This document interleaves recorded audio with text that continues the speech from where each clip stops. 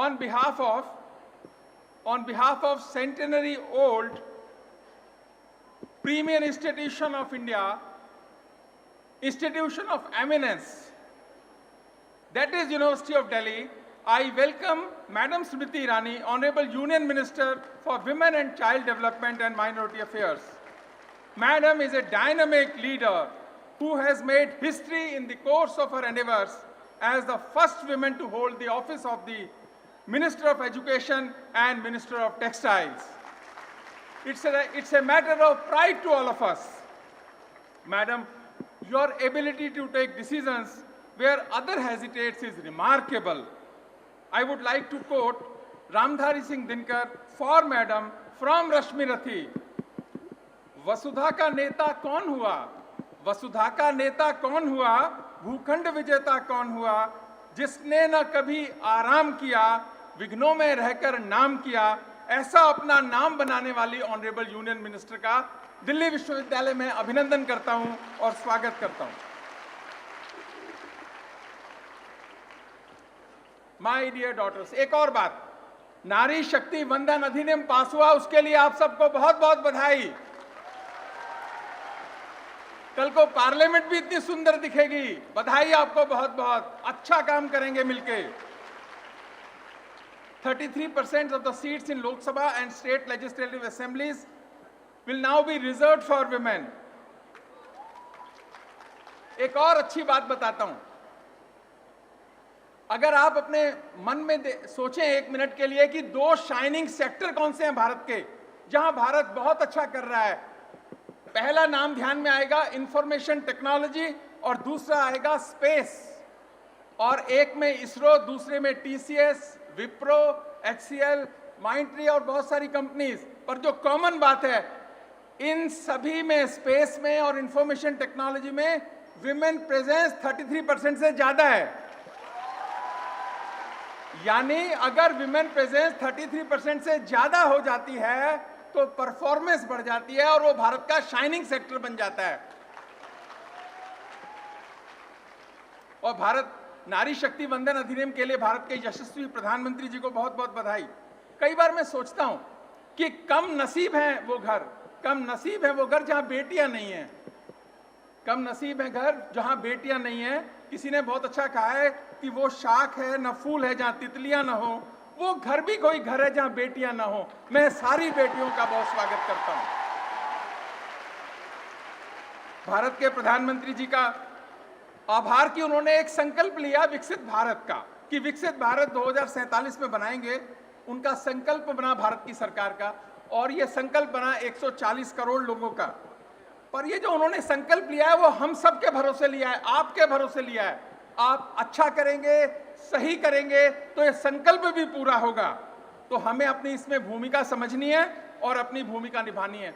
पर जैसे ही हम बात करते हैं विकसित भारत संकल्प की, विकसित भारत अभियान की, तो मन में एक पॉजिटिविटी आती है।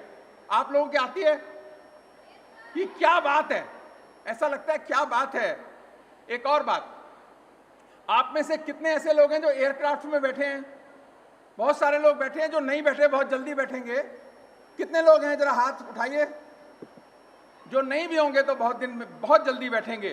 पर जब हम एयरक्राफ्ट में बैठते हैं तो आपने देखा है हम बड़े आराम से किताब पढ़ते हैं, कुछ लोग खाना खाते हैं, कुछ निश्चिंत होकर सो जाते हैं, क्रू अपना काम करता है, यानी सब अपना अपना काम करते हैं। हमें ये डर नहीं होता कि एयरक्राफ्ट गिर जाएगा, एक भरोसा होता है कि ये पायलट सही है और ये पायलट सही लेके जाएगा। और अगर थोड़ा बहुत टर्बुलेंस होता भी है, क्योंकि 11 किलोमीटर ऊपर है, कई बार एयर डेंसिटी के कारण टर्बुलेंस होता है, तो क्या होता है, सीट बेल्ट बांध लेते हैं, थोड़ी देर सतर्क रहते हैं, फिर आगे चला जाता है एयरक्राफ्ट, तो ठीक हो जाता है सारा मौसम। तो मैं जो आपको कहना चाहता हूं कि जो विकसित भारत अभियान का एयरक्राफ्ट है, यहाँ पायलट समझदार भी है, अनुभवी भी है, दमदार भी है। आप निश्चिंत होकर बैठिए, आपकी सेफ लैंडिंग होगी विकसित भारत के अंदर। विकसित भारत में आप सबकी सेफ लैंडिंग होगी, हमारी सेफ लैंडिंग होगी। और लीडरशिप और नेतृत्व क्या कर सकता है, इसका ये एक उदाहरण है। अभी विकसित भारत के बारे में अखिलेश जी ने भी एक्सप्लेन किया, हितेश जैन साहब ने भी एक्सप्लेन किया। इसमें दो पैरामीटर है, एक तो साइज ऑफ इकोनॉमी है और दूसरा इकोनॉमिक ग्रोथ रेट है। साइज ऑफ इकोनॉमी आज हम 4 ट्रिलियन है, हमको 25 ट्रिलियन तक जाना है। और इकोनॉमिक ग्रोथ रेट जो इन्होंने बताया सही बताया कि अभी पिछले क्वार्टर की आई 8.4% इकोनॉमिक ग्रोथ रेट आई, जो विश्व में सबसे ज्यादा आई है भारत की इकोनॉमिक ग्रोथ रेट। और हमको चाहिए क्या? 9% की इकोनॉमिक ग्रोथ रेट 20-25 साल चाहिए, तो भारत विकसित राष्ट्र होगा। और 2000 ऐसा माना जाता है कि 2030 के बाद भारत हर साल $1 ट्रिलियन अपनी इकोनॉमी में ऐड करेगा, और हमें पहला इकोनॉमी करने में करीब 70 साल लगे। इसके लिए हमको लीडर्स चाहिए, वो लीडर्स जो डिसाइसिव हों, trustworthy, reliable, unbiased, open mind, take bold decisions where other hesitate. It means what? We need wealth creators, we need growth creators, we need job creators, and we need 100 big Indian brands and companies like Apple, meaning thereby $1 trillion enterprise। और ये आपके भरोसे होगा कि ऐसे 100 brand चाहिए हमें, Indian brands. एक और लीडरशिप का उदाहरण देता हूं कि भारत का परसेप्शन कितना तेजी से बदल रहा है, और भारत भी बदल रहा है और परसेप्शन भी बदल रहा है। कल मेरे ऑफिस में जेना चुंग, साउथ कोरिया की हैं, वो कल्चरल एम्बेसडर हैं, वो आई। और जब वो आई मेरे ऑफिस में, उन्होंने मेरे से मिलने के लिए आई तो उन्होंने कहा गुड मॉर्निंग सर, और उसके बाद जो नेक्स्ट बोला कि गुड मॉर्निंग सर, और उसके बाद बोला जय श्री राम। मैंने कहा जय श्री राम? साउथ कोरिया से बोला गया जय श्री राम। तो मैंने कहा कि आपको क्या, आप भगवान राम को जानती हैं? कहता हो sir I know Lord Ram. तभी उन्होंने देखा कि हनुमान जी की मूर्ति मेरे कमरे में है, वो इमीडिएटली गई, अरे हनुमान जी भी इधर है, और उन्होंने उसके पैर छुए। ये बदलते भारत की तस्वीर है। यदि देश ताकतवर होता है तो हम ताकतवर होते हैं। एक बात और, कई बार मैं कोट करता हूं कि हिंदी के कवि हैं हरिओम पंवार साहब, वो एक गीत गाते थे। उनका काम था सरकार को ललकारना, सरकार को चेतावनी देना। वीर रस के कवि हैं तो बहुत सब कुछ कहते रहते थे सरकार को। और उन्होंने बहुत साल, ये जब 21वीं सदी शुरू हुई तब भी, और उसके 10-15 साल तक वो क्या गाया करते थे कि जब सिंहासन का राजा ही कायर दिखने लगता है, जब सिंहासन का राजा ही कायर दिखने लगता है, तो सारा मौसम हत्यारा डायर दिखने लगता है। इतना डर डर के दुनिया से क्या ले लेंगे हम, कोई दिल्ली मांगेगा तो क्या दिल्ली दे देंगे हम। लेकिन आज 2024 में 23 में हरिओम पंवार ये नहीं गा सकते। तो मैंने सोचा वो बड़े समझदार हैं, न तो उनकी कविता का कोई मोल है, अब ना वो गा सकते हैं। तो मैंने कहा अब क्या गा रहे होंगे, तो मैंने देखा कि आज वो क्या गा रहे हैं। देखो कैसे परसेप्शन बदलता है और चीजें बदलती हैं। वो गा रहे हैं, ध्यान से सुनना बच्चों, आज वो गा रहे हैं, भारत ने हर समझौते का आदी बनना छोड़ दिया, भारत ने हर समझौते का आदी बनना छोड़ दिया, कुछ बातों में हमने बापू गांधी बनना छोड़ दिया,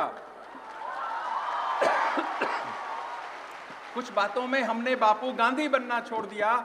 नई सदी का भारत है ये 62 वाला दौर नहीं, नई सदी का भारत है ये 62 वाला दौर नहीं। हम भी दुनिया के दादा हैं, दिल्ली है लाहौर नहीं, हम भी दुनिया के दादा हैं, दिल्ली है लाहौर नहीं। हमने अपने संविधान से 370 मिटा दिया, नेहरू जी ने डाला था जो सांप गले से हटा दिया। उरी का उत्तर घर में, उरी का उत्तर घर में घुसकर चोट से देना सीख लिया, पुलवामा का उत्तर बालाकोट से देना सीख लिया। यह बदलता भारत। और अंतिम बात जो कहते हैं, हरिओम पंवार कह रहे हैं तो जरा खास हो जाती है। वो कहते हैं हमने डर को कूटनीति से दूर हटाकर रखा है।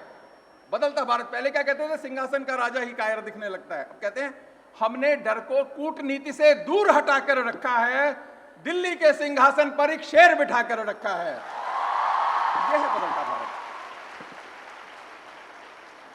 और अभी मिनिस्ट्री ऑफ एजुकेशन और मिनिस्ट्री ऑफ यूथ अफेयर्स ने एक प्रोग्राम लॉन्च किया है हम सबके लिए कि मेरा पहला वोट देश के लिए, मेरा पहला वोट देश के लिए। जो फर्स्ट टाइम वोटर हैं और यंग वोटर्स हैं, वैसे इस जगह सभी यंग हैं, मैं आपसे एक प्रॉमिस चाहता हूं कि इस इलेक्शन में आप वोट देंगे, डेमोक्रेसी में पार्टिसिपेट करेंगे। जो फर्स्ट टाइम वोटर हैं वो भी और जो सेकंड टाइम वोटर हैं वो भी। आप लोग हाथ उठाकर कहें हम लोग इस बार वोट देंगे। हाँ, वोट देंगे तभी हमारा पार्टिसिपेशन होगा विकसित भारत में। विकसित भारत एम्बेसडर को वोट देना है, सबको वोट डलवाना है। ये संकल्प आज हम सब लेंगे और इस कार्यक्रम के लिए, और मैं सब विकसित भारत ब्रांड एम्बेसडर को बधाई देता हूं कि कुछ अच्छा करें, देश का अच्छा होगा। आप सबका बहुत बहुत आभार।